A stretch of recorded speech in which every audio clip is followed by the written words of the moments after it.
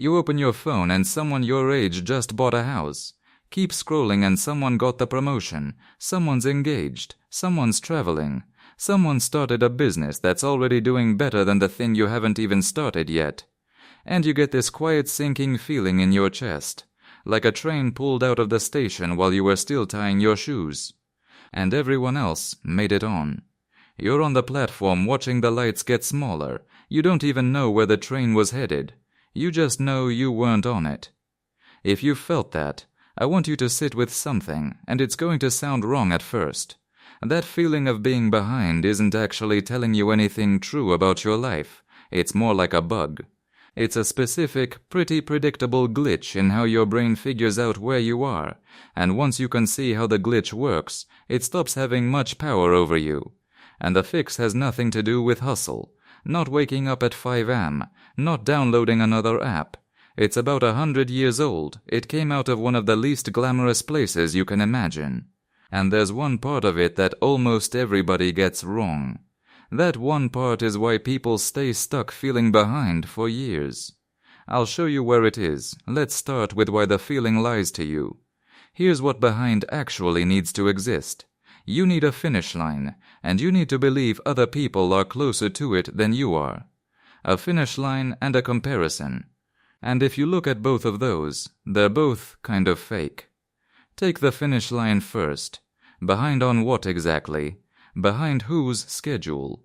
There's this invisible timetable in your head. By 25 you're supposed to have this, by 30 you're supposed to have that, but nobody actually sat down and wrote that timetable for your life. You just picked it up.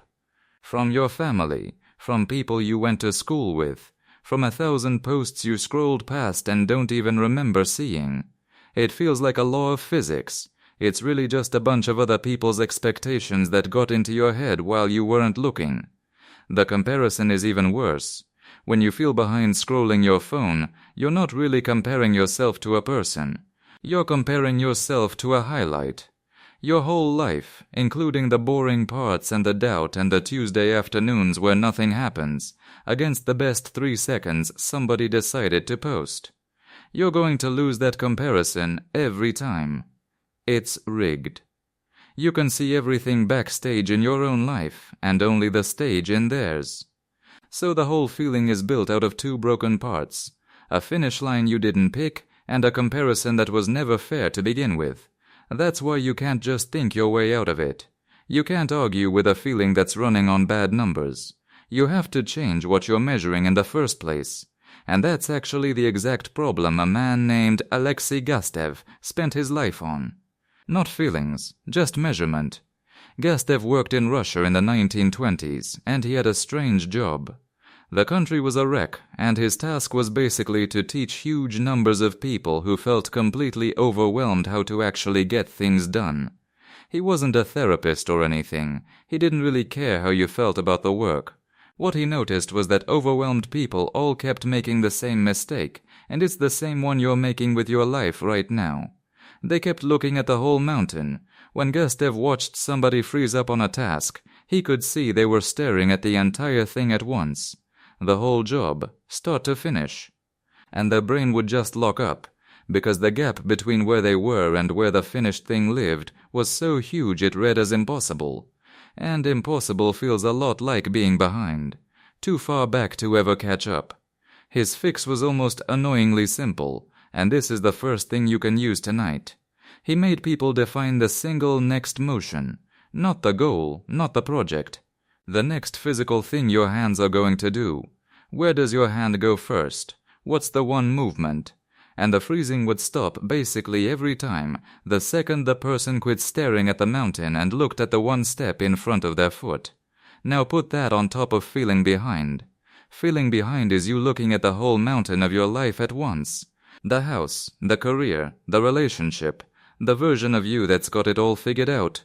All of it piled into one impossible gap you're supposedly on the wrong side of.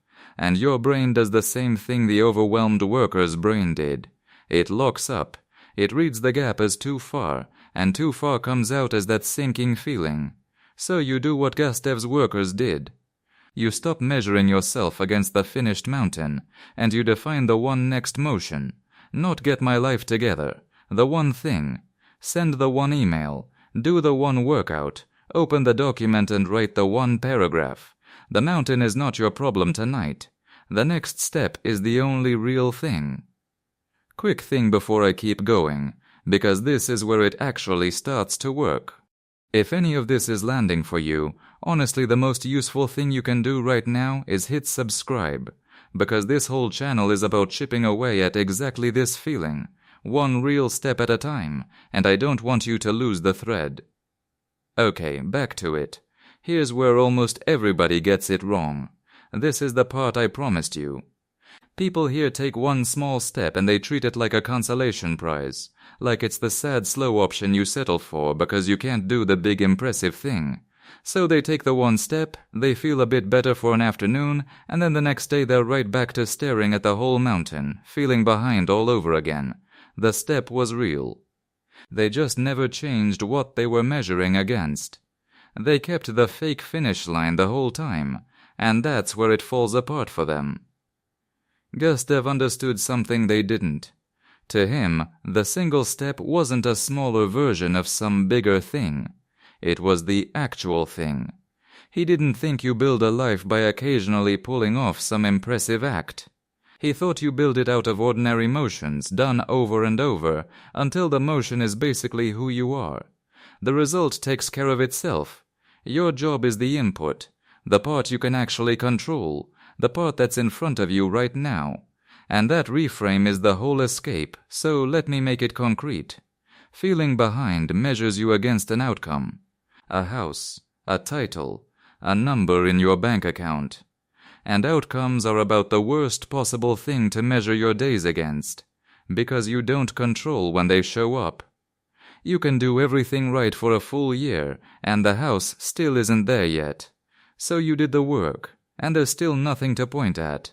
And that's the exact thing that feels like falling behind. The outcome just sits there hiding all your progress and shows up whenever it feels like it. So you quit scoring your life on outcomes and you start scoring it on motions. Did I take the one step today? That's the only question. Not am I there yet, which you can't control, and which is always going to tell you no. Just did I do the input today, which you can control, and which can actually say yes. Watch what that does. On the outcome scoreboard, you're behind every single day until some far-off finish line you don't even control. On the motion scoreboard, you can win today. You can win right now. And somebody who wins their ordinary Tuesday doesn't feel behind, because they've stopped running someone else's race and started keeping their own score. And this next part is easy to miss, so stay with me for one more second, because it's the difference between feeling better for an afternoon and actually being done with this. The comparison doesn't die because you finally got ahead of the people on your phone. You're never going to win that game. They'll always have a better 3 seconds to show you. The comparison dies because you're just not in it anymore. You're looking at your own scoreboard now. Their highlight reel has nothing to measure against, because you stopped counting your life in the same units theirs is posted in. You're counting steps taken. They're posting outcomes reached. Those aren't even the same game. That's what Gustav actually built. Everybody remembers him for factories and productivity, but underneath all of it was one idea. Overwhelm is a measurement error. You feel crushed because you're measuring the wrong thing, the whole impossible mountain, instead of the one motion your hands can do. Change what you measure, and the crushing feeling has nothing left to stand on. So here's the whole thing tonight in your actual life. The feeling that you're behind is built on 2 lies, a finish line you never agreed to, and a comparison against other people's best 3 seconds. You can't argue with the feeling because it's running on those bad numbers. So you change the numbers. You take Gustav's move. You stop looking at the mountain. You figure out the one next motion.